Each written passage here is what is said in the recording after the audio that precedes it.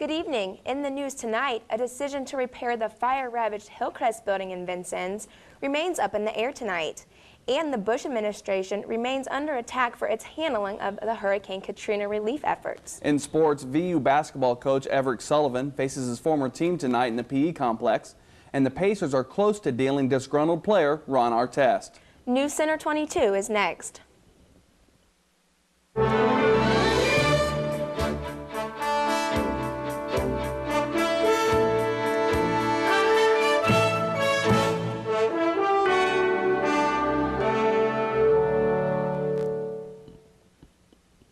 The Knox County Commissioners voted to seek bids for the repair and restoration of the Hillcrest building, which was damaged by an arson fire 2 weeks ago. Jim Wvut with Knox County Insurance says the building was insured for $412,000. He says until they receive competitive bids, there's no way of knowing whether it's feasible to repair the damage.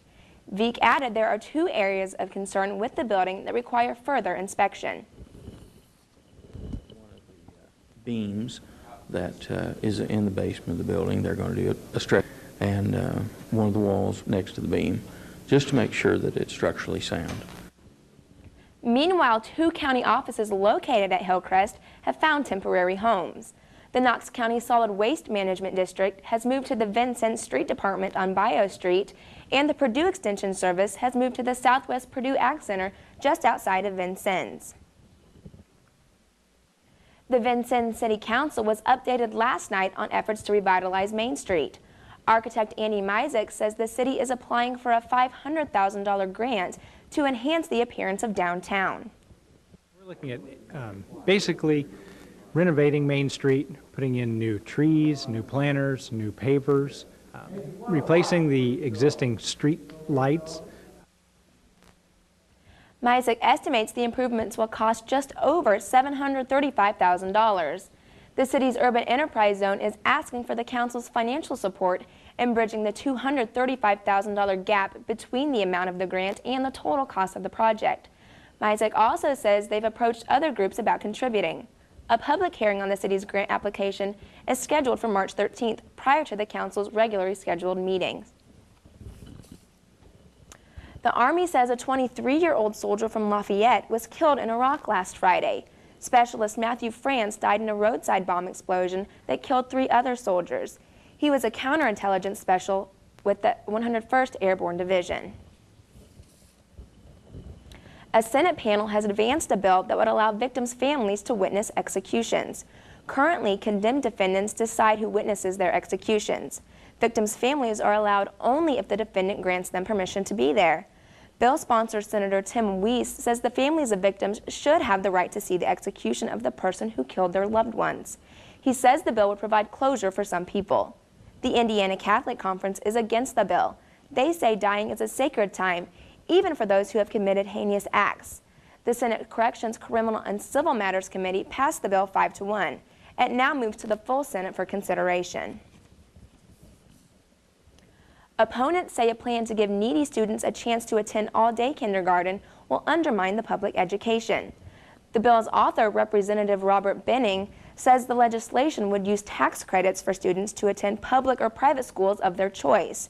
To qualify for the program, a student's family would have to fall below the 200% of the federal poverty level, about $39,000 a year for a family of 4. The state's largest teachers' unions and other opponents say the plan undermines public schools by taking tax money away. As lawmakers debate Governor Daniels' plan to lease the Indiana Toll Road, the top bidder for the highway says he intends to bring private sector discipline to the operation. The Spanish-Australian Consortium is offering over $3.8 billion for a 75-year lease. The public is invited to attend the first Meet Your Legislators Forum of 2006 this Saturday at Vincennes University. State Representatives Bruce Borders and Troy Woodruff and State Senators Lyndall Hume and John Waterman have been invited to attend. The forum will get underway at 9 o'clock in Studio B of Davis Hall. The public is invited. For those of you who can't make it to the studio, the program will be aired live on WVUT TV and WVUB Radio. You can phone in questions or email them. The program will be rebroadcast at 5 o'clock Saturday afternoon. State Representative Troy Woodruff of Vincennes will hold 4 town hall meetings during the next few weeks. The first meeting takes place this Saturday at 12:30 p.m. at the First United Methodist Church in Fort Branch. On February 4th, Woodruff will be at the Francisco Lions Club at 9 a.m. and the Oakland City Fire Department at noon. On February 11th, he'll be at the Pike County Courthouse at 9 a.m. Woodruff will hold these meetings to receive public input and suggestions. An Anderson man has been charged with bigamy. A prosecutor says 41-year-old Jeremiah Thurman is married to at least 2 women and may have a third wife. Officials began investigating Thurman when a woman he married in 1989 complained. She says he never completed their 1996 divorce. Still to come on Newscenter 22, Samuel Alito is one step closer to becoming the newest Supreme Court justice. And 2 struggling TV networks will become one. Stay with us.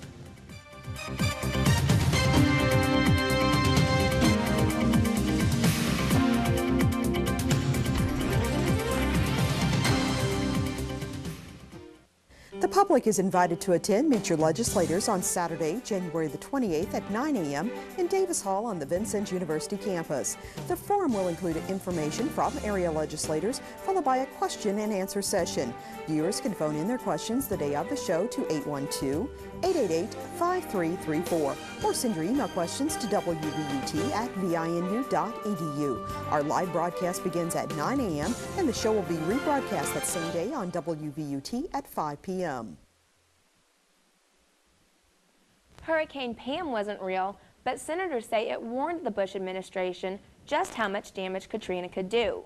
Members of a Senate panel today are criticizing the administration for not heeding to the warnings of a hurricane preparedness test nearly a year before Katrina.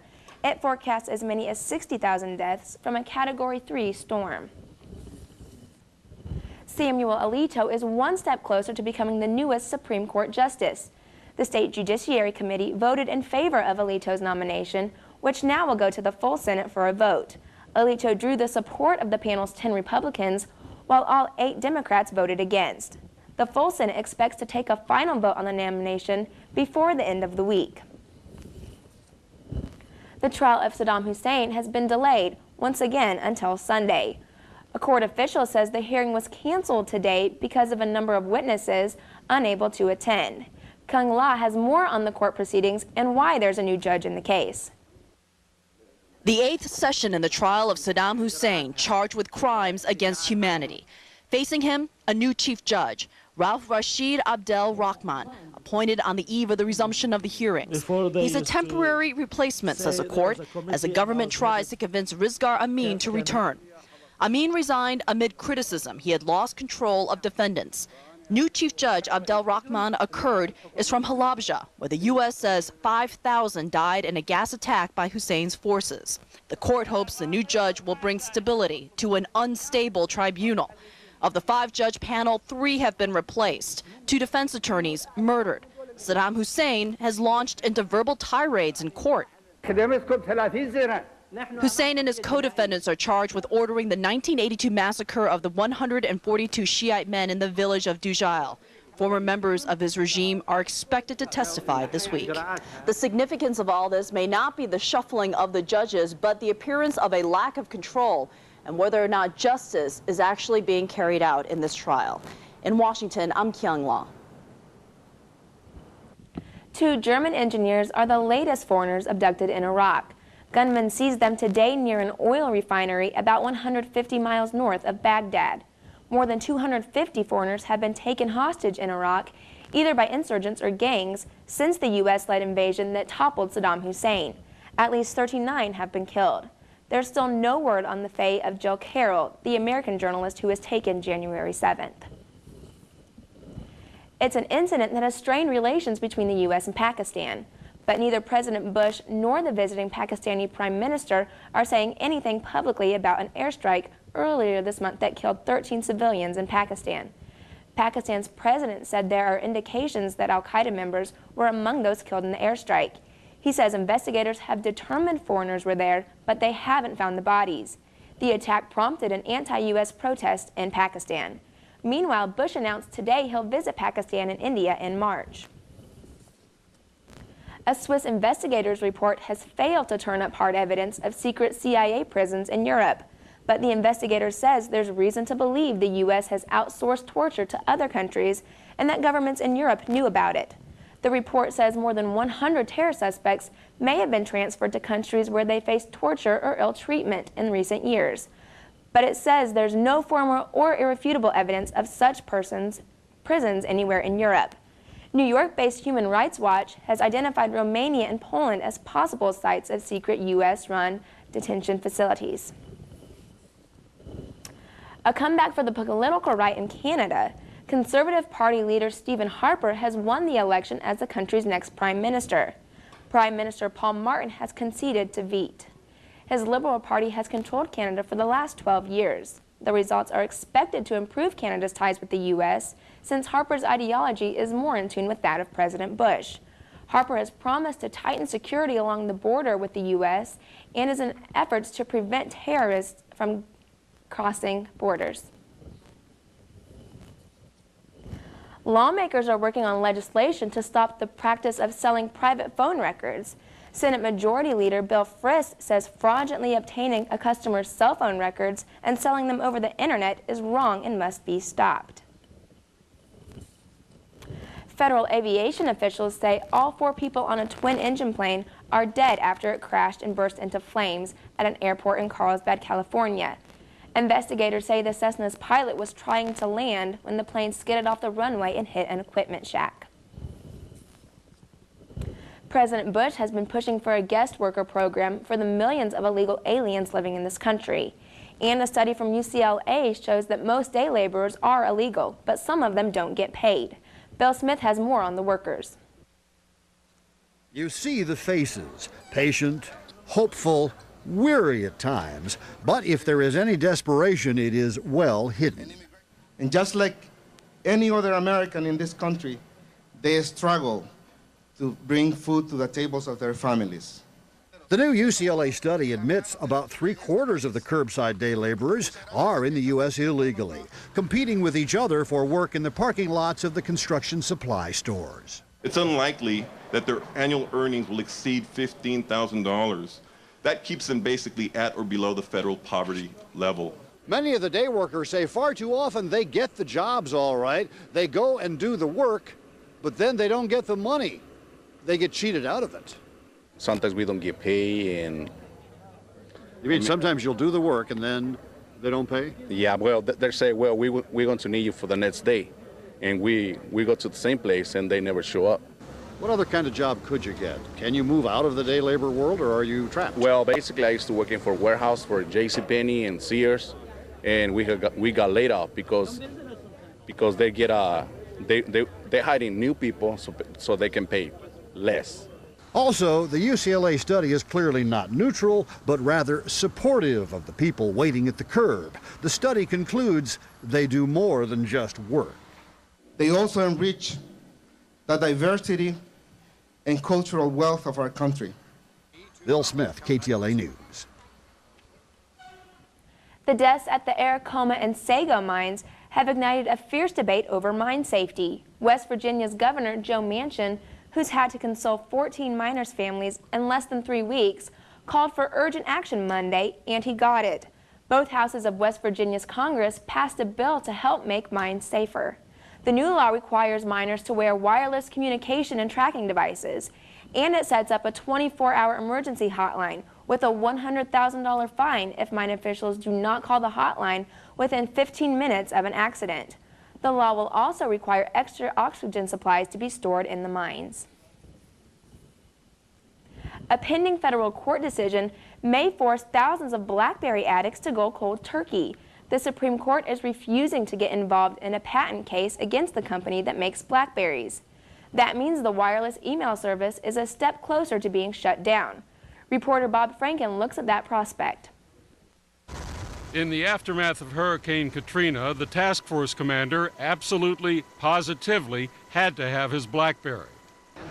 During a security scare, members of Congress and their staff members got their evacuate the Capitol orders on their BlackBerries. The Capitol Hill police are conducting a search of the building for an individual. The members of Congress don't go anywhere without their BlackBerries. Those on the White House staff definitely don't, nor do millions of others. We don't know if the Supreme Court justices carry them. The court wouldn't tell us. But by turning thumbs down on hearing an appeal of a patent infringement case, they have cleared the way for a lower court order that could shut down the devices for most of us in a little over a week. And by the way, for many, that news probably came first on, you guessed it, their BlackBerries, as usual. I found out I was an uncle on my BlackBerry. They're called crack. They were introduced addictive. You know, it's a constant communication tool. Well, I have to admit, use in the bathroom. The problem is, a small Virginia company won the patent infringement case against Research in Motion, which could effectively shut the system down. I have no idea what I'm going to do about it. My personal theory is that Research in Motion can still negotiate a financial agreement before the judge acts. And he really does have the company, and a lot of us, under his thumb. Bob Franken, CNN, Washington. CBS and Warner Brothers Entertainment plan to form a new fifth TV network and launch it this fall. At the same time, the two companies will cease operations of their respective networks, UPN and the WB. They will continue to broadcast their respective schedules independently until the fall. CBS President and CEO Leslie Moonves says the new operation, to be known as the CW, will target an 18 to 34-year-old audience and use existing programming from the UPN and the WB. The CW will also broadcast the schedule of children's programming, now known as Kids WB, a 5-hour original programming block on Saturday mornings. The programming will be distributed by Tribune Broadcasting and CBS's and UPN affiliates, which have agreed separately to sign the 10-year affiliation agreements with the new network. That combination will give the CW instant coverage in 48% of the country. Still to come on Newscenter 22, Alan Schaefer has the latest weather for the Wabash Valley.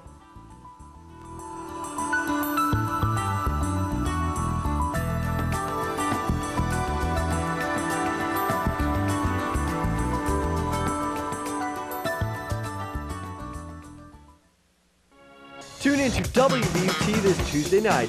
At 8, Nova presents Secrets of the Lost Empire's Medieval Siege. This episode examines a fearsome gravity-powered catapult that flung stone missiles with great speed, accuracy, and destructive power. The first large-scale mechanized weapon, it transformed medieval warfare. Stay tuned for Frontline World at 9. At 10, Made in America on Independent Lens profiles 3 Latina immigrants who work as nannies and housekeepers in Los Angeles. Tuesday night on Wvut. Well, Alan, we woke up with a little bit of frost this morning, but it seems to have warmed up quite a bit. We did. We did wake up to quite cooler temperatures this morning. Good evening, everyone. Your current conditions outside are 53 degrees and sunny skies. The wind is coming from the northwest at 40 miles per hour. Keep in mind, that is wind gusts, not your standard stable wind. The humidity is at 45%, and the barometric pressure is at 29.90 and rising. Some area temperatures around the area. We have Lyons with cloudy skies in 48. Elnora is at cloudy skies in 42. Oakland City is sunny skies in 54. And Olney, Illinois is cloudy skies in 52. Some national temperatures. We have Nashville, Tennessee at 55. And we have Atlanta, Georgia also at 55. Oklahoma City is at 59, and Seattle, Washington is currently at 49. Taking a look at our frontal map, we have this area of low pressure, also known as a Clipper system, coming down from Canada, bringing us a cold burst of air tonight. And this low pressure system is also the reason that we have strong wind advisory today. This area of high pressure will move into our area for Friday and Saturday, bringing us warmer temperatures. Looking toward the west, this area of high pressure is dominating most of the western United States. We have some patchy fog here in California, Oregon, and Washington. Let's take a look at your forecast. Low of 20 and a high of 40. Tomorrow night, clear, a low. Thursday, sunny, 46 as your high and 29 as your low. Friday, cloudy skies, a high of 50 and a low of 37. For Saturday, rain, some rain, 46 and a low of 38. And Amy, that's a look at weather. Thanks, Alan. Still to come on Newscenter 22, Ron Artest might finally be traded. Kurt will have the latest for you when we return.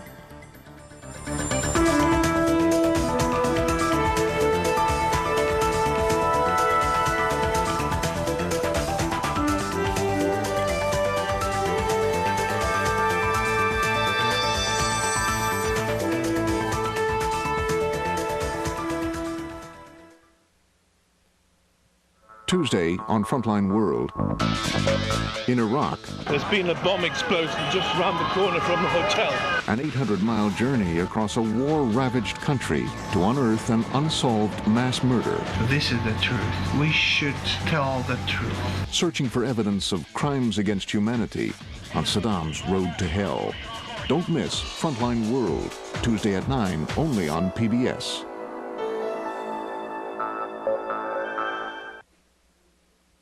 Trailblazers shoot for win 17 tonight. Good evening, everyone. For TV 22 Sports, I'm Kurt Maddox. The Vincennes University Trailblazers will be in search of their 17th win of the season this evening when they host Lincoln Trail College in the Physical Education Complex. VU managed to beat the Statesmen in their first meeting of the season, 56-55, at Robinson, Illinois, earlier this season.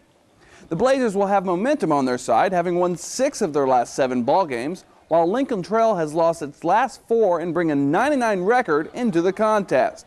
Tip-off is set for 7 o'clock prior to the men's game. The VU Lady Blazers host the Lady Statesmen at 5 p.m. In boys high school basketball action tonight, Vincennes Lincoln hosts county rival South Knox at Alice Arena. Lincoln has won the last 3 games in the series by lopsided margins, and the Spartans will be a decided underdog again tonight. The Spartans saw their 4-game winning streak snapped at Forest Park Saturday, 70-43, while the Alices are coming off a 10-point loss at Bloomington South. Tip-off is set for 8 o'clock. 13th ranked Indiana is in Iowa City tonight to take on the Hawkeyes. The Hoosiers have won 8 of their last 9 games, and their only Big Ten loss was to Michigan State last month. IU has been energized by Auburn transfer Marco Killingsworth, who has emerged as one of the nation's top players in his first season with the Hoosiers. He ranks 2nd in Big Ten scoring at just more than 20 points a game.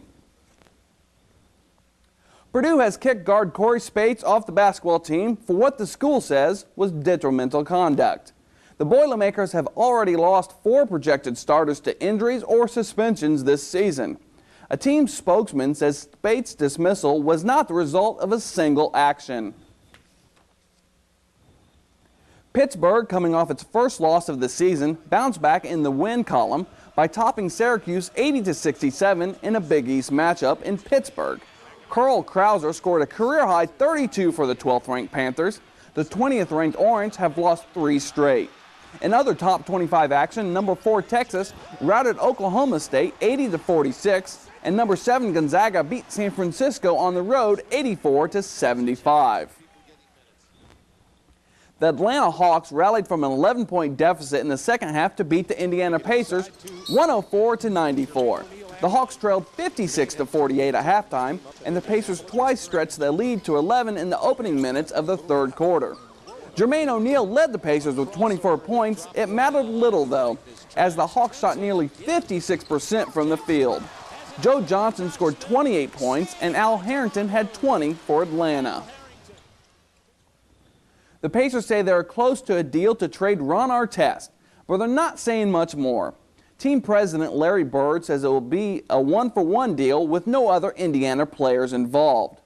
Bird says the Pacers had been interested in Corey Maggette of the Los Angeles Clippers, but there was no question that Maggette's sprained left foot affected the process. He averaged 21.7 points in 13 games before getting injured in early December. Still smarting from giving up 81 points to Kobe Bryant Sunday night, the Toronto Raptors let another superstar go wild. Carmelo Anthony's 37 were enough to lead the Denver Nuggets to their 6th straight win, 107-101 over the Raptors. Kenyon Martin added 25 points and 12 rebounds as the Nuggets improved to 10-2 in January. Mike James led the Toronto Raptors with 22. Tracy McGrady scored 41 points, including 14 straight in the fourth quarter, to lead the Houston Rockets past Milwaukee 97-80. Houston scored 19 straight points in the fourth quarter as the Bucks went 9 minutes without scoring. McGrady was 17-32 from the field. McGrady has scored 35, 43, and now 41 in his last 3 games since missing 5 with severe back spasms. The Chicago Bulls fan who was involved in a confrontation with the Knicks' Antonio Davis and his wife last week has decided not to file suit against them. The parties issued a joint statement that said the incident was due to a misunderstanding and that it would be best to put it behind them. Pittsburgh Penguins great Mario Lemieux announced today that he is retiring as an NHL player. He's still the team owner. It's the second retirement for the Hall of Famer. He won Stanley Cups and scoring titles in his first stint and then battled through cancer and heart problems in a comeback. Lemieux leaves the ice as the NHL's 7th leading career scorer with 1,723 points. Barry Bonds is changing his mind and is pulling out of the World Baseball Classic. The 41-year-old slugger, who played in just 14 games last season, says he doesn't want to risk an injury that could jeopardize perhaps his final season with the San Francisco Giants. Jim Haslett was named defensive coordinator for the St. Louis Rams today. He was recently fired by the New Orleans Saints after 6 seasons as head coach. And new coach Scott Linehan named Greg Olson as his offensive coordinator. He spent the past 2 seasons with Detroit, first as quarterback coach, then as co-offensive coordinator. A thief might not have realized what he was getting when he swiped an unmarked trailer parked outside Sindin's racing shop that contained an Indy Racing League show car. Team co-owner Scott Yasick says the car is owned by former driver Robbie Buell and is worth $50,000 to $100,000. Yasick says he is hopeful the car will surface somewhere over the next few days. And Amy, that's a look at sports. Thanks, Kurt. Still to come on Newscenter 22, the nation's tomato shortage is coming to an end. Stay with us.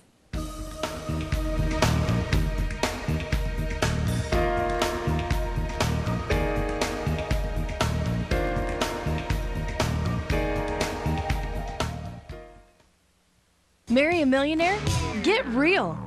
Real college, real experience, real careers, really fast. Vincennes University Preview Day, February 18th. Register at vinu.edu. Win the lottery? Get real. Real college, real experience, real careers, really fast. Vincennes University Preview Day, February 18th. Log on to vinu.edu. Florida's Agriculture Commissioner says you'll soon be able to buy all the tomatoes you want. Charles Bronson says the tomato shortage created by hurricanes last year appears to be coming to an end. Hurricane Wilma hit the Sunshine State in October and delayed the current harvest. It sent tomato prices to $4.50 a pound, up about $1.50. Some restaurants, including fast food giant Wendy's, removed tomatoes from menu items unless specifically requested. Florida supplies more than half of the nation's fresh vegetables between the months of November and February. And that's all for this evening. For Alan Schaefer and Kurt Maddox, I'm Amy Reef. Good night.